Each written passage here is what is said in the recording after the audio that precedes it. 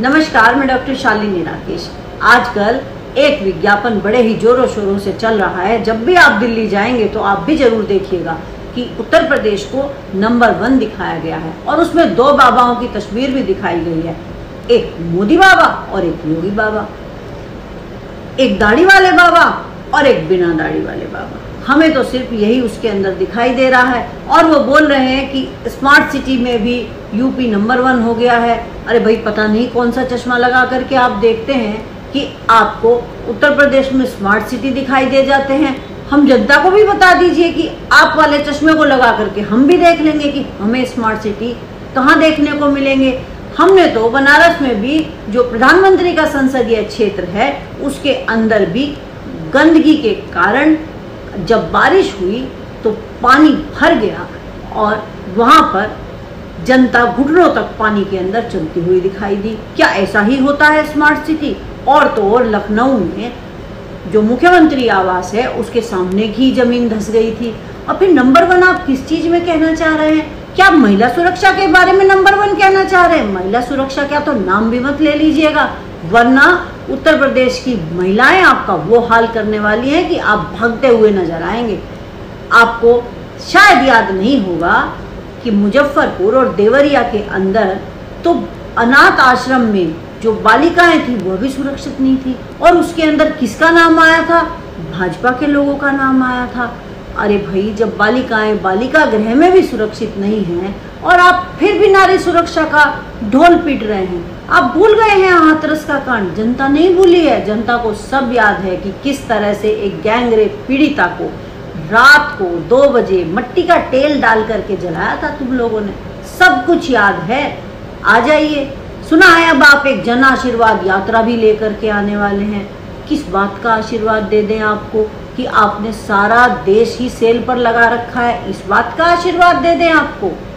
आपने रेल बेच दी, सेल बेच दिया, आपने एयरपोर्ट बेच दिए, आपने बंदरगाह बेच दिए, हमारे यहाँ के बैंक डूब गए, त्राही त्राही मची हुई है। हाँ, नंबर 1 की अगर आप बात करते हैं तो महिला अपराध में तो अभी आपकी एक मीनाक्षी चौहान है, उनके बेटे ने और उसके दोस्त ने मिलकर के गैंगरेप किया और मैडम ने कह दिया पीड़िता को कि हमने तो 100 गायें दान कर दी है। ऐसी महिला सुरक्षा? इतना सुरक्षित महिलाएं हैं जब भाजपा की नेता भी ये कह देती है। और फिर किस चीज में नंबर 1 आप कहने जा रहे हैं? गन्ना का पेमेंट करने में? क्या किसानों के गन्ने की पेमेंट हो गई है? आप तो कहते थे 14 दिन के अंदर पेमेंट हो जाएगी। यहाँ तो पिछले साल का बकाया अब तक नहीं मिला है। आप तो कहते थे कि आय दोगुनी हो जाएगी, यहाँ तो कोई आय दोगुनी नहीं आई हुई है। आप क्या इस चीज का आशीर्वाद लेने आए हैं कि डीजल और पेट्रोल अब इतने महंगे हो गए हैं कि जनता की पहुंच से बाहर है? पेट्रोल ने तो शतक लगा दिया है। हाँ, इस चीज का आशीर्वाद लेने के लिए आप जरूर आ जाइए, क्योंकि हमने देखा है कि मोदी के हंसते हुए पोस्टरों को लोग दूर से प्रणाम कर रहे हैं। इतना आपने देश के अंदर महंगाई मार से लोगों को मार दिया है। आप क्या कहते थे? बहुत हुई महंगाई की मार अब की बार मोदी सरकार। महंगाई कम हो गई? मोदी जी के पुराने भाषण जो हैं वो आजकल लोग उनको ढूंढ ढूंढ करके डाल रहे हैं, जिसमें वो कहते थे कि डीजल के दाम ज्यादा हैं, महंगाई ज्यादा है, हम आएंगे तो महंगाई कर देंगे। और वो बेरोजगार, वो युवा जिनसे आपने 2 करोड़ रोजगार देने का वादा किया था, वो भी बेचारे अब बीवी बच्चों वाले हो चुके हैं, लेकिन रोजगार अभी तक नहीं मिला है। हाँ, आपने एक रोजगार जरूर दिया था, पकोड़े तलने वाला, उसमें भी अब तेल इतना महंगा हो गया है कि वो भी अब रोजगार चला गया। किस चीज का आशीर्वाद लेने के लिए आ रहे हैं आप? कि आपने कोरोना के समय में इतना अच्छा मैनेजमेंट किया था कि जनता खुशी से अपने आप ही अपने गले को दबा करके, गला घोट करके मर गई। ऑक्सीजन की कमी से थोड़ी मरे, वो तो जनता की गलती थी, जनता मर गई। आपने तो बड़ा अच्छा कार्य किया था। आप तो कोई गलती करते ही नहीं है, सारी की सारी गलती तो जनता की है। जनता मास्क नहीं लगाती है, जनता सोशल डिस्टेंसिंग का पालन नहीं करती है। और आप किस चीज के लिए यूपी को नंबर 1 कहने आ रहे हैं? अपराध के मामले में? अपराध तो यूपी में इतने हैं कि दिन दहाड़े लोगों को गोली मार दी जाती है, एक ही परिवार के लोगों को गोलियों से भून दिया जाता है, लेकिन आप पर तो कोई भी फर्क नहीं पड़ता है। यूपी नंबर 1 जरूर हो गया है, क्योंकि यहाँ पर बिजली के दाम पूरे भारत में सबसे ज्यादा है। क्योंकि उत्तर प्रदेश के लोग हैं अमीर जो ठहरे, वो तो बिजली का बिल दे ही सकते हैं, उन्हें क्या दिक्कत है। और फिर योगी की सरकार है, कोई विद्रोह भी नहीं कर सकता। अगर कोई बोलेगा तो उस पर देशद्रोह का मुकदमा ठोक दिया जाएगा। और अब तो एक नया बात चली है कि आपकी संपत्ति कुर्क कर दी जाएगी।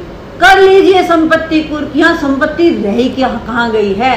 अब तो हम खुद ही बेचने लगे हैं, क्योंकि खाना खाने को रोटी तो मिल नहीं रही है। हाँ, आप तो ये भी कह देंगे कि हमने तो 5 किलो अनाज दिया था और इतने समय तक दिया, उससे जनता का हमने बड़ा भला किया।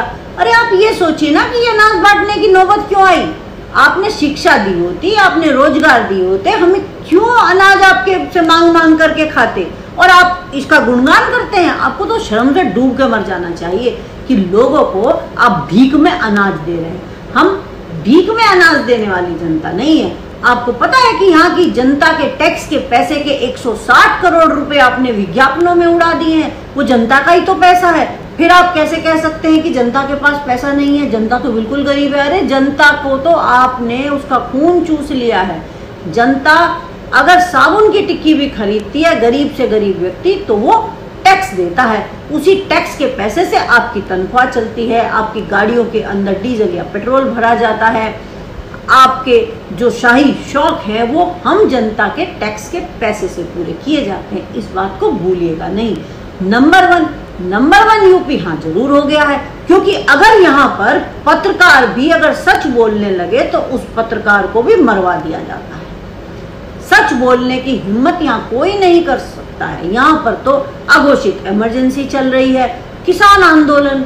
अब देखिए ना, अगर सब कुछ इतना अच्छा है कि आपको जनता झोला भर भर के आशीर्वाद दे दे, तो फिर ये किसान क्यों बैठे हैं। 700 किसान अब तक मर गए हैं, लेकिन आपके तो कान पर जूं तक नहीं रहेगी।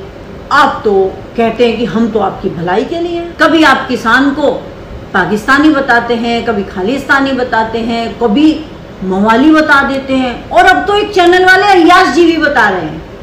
ठीक, क्योंकि जो जैसा होता है उसे वैसे ही वो लोग दिखने लगते हैं। आपकी गलती थोड़ी है। आप जैसे हैं आपको वैसे ही किसान दिखाई देते हैं।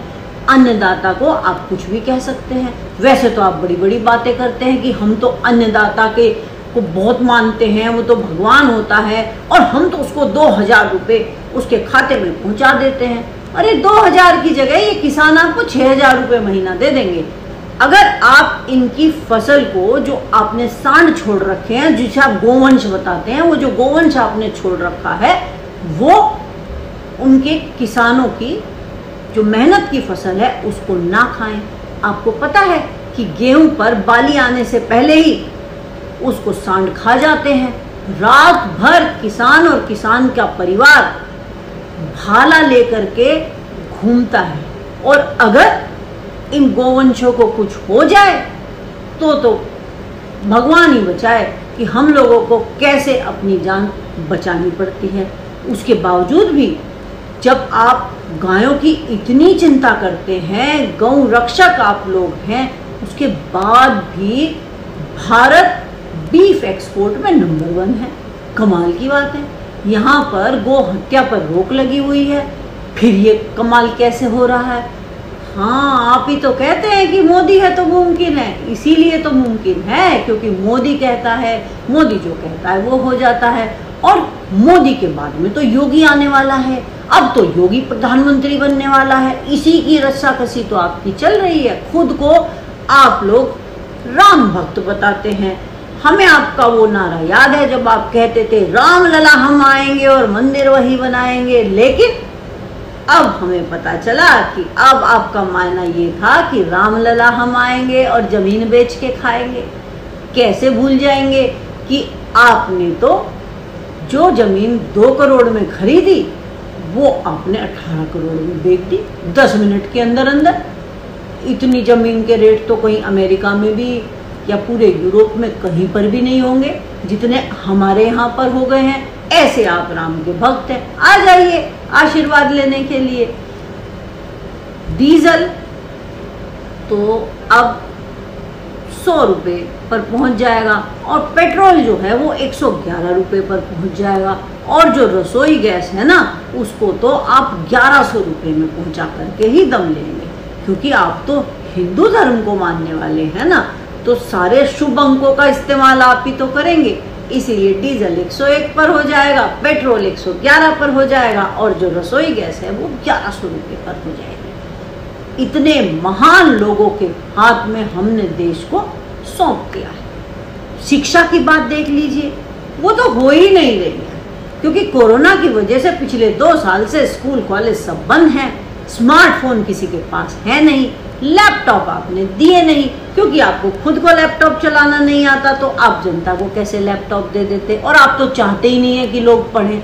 लोग पढ़ेंगे फिर नौकरी मांगेंगे, फिर कहेंगे बेरोजगारी देश के अंदर बढ़ती जा रही है, इसलिए कितना अच्छा है कि लोगों को पढ़ने ही मत दो, और जो भी एग्जाम हो उसके रिजल्ट घोषित मत करो, नौकरियां मिलेंगी ही नहीं। क्या करेंगे लोग? अच्छा है ना, आपके IT सेल में जाएंगे, वहां पर नौकरी मिलेगी, नौकरी तो आप दे रहे हैं। बचे कुचे लोग राम मंदिर के सामने अपनी माला फूल माला की दुकान खोल लेंगे, यही तो आप चाहते हैं। इससे ज्यादा तो आप चाहते ही नहीं है, क्योंकि बढ़ेगा इंडिया तो बढ़ेगा इंडिया, क्योंकि इंडिया बढ़ेगा ये तो आपने कभी सोचा ही नहीं है। इंडिया क्यों बढ़ेगा? इंडिया बढ़ेगा तो आपको कौन पूछेगा? इसीलिए आप लोगों ने फिर से जातिगत राजनीति शुरू कर दी है। आपका ओवैसी भाई भी आ गया है, जो मुसलमानों को ललकार रहा है, क्योंकि आप तो कभी भी एक गुलदस्ते के अंदर सारे फूल पसंद करते ही नहीं हैं। लेकिन अब आपने, जब चुनाव आने से पहले आपने इसके लिए कुछ मंत्री बना दिए हैं, ताकि आपको ये लगे कि हम ओबीसी का कितना फायदा करते हैं, हम दलित का कितना ध्यान रखते हैं, हम आदिवासियों की कितनी चिंता करते हैं। ऐसा कुछ भी नहीं है। ये आपने एक व्यक्ति विशेष को फायदा दिया है, पूरी जाति को नहीं। इस बार संभल के रहिएगा, क्योंकि चुनाव सर पर है और जनता भी अपना मन बना चुकी है। अच्छे दिन आने वाले हैं। इस खबर को अभी लाइक करें, शेयर करें, अभी चैनल को सब्सक्राइब करें और घंटी जरूर दबाएं।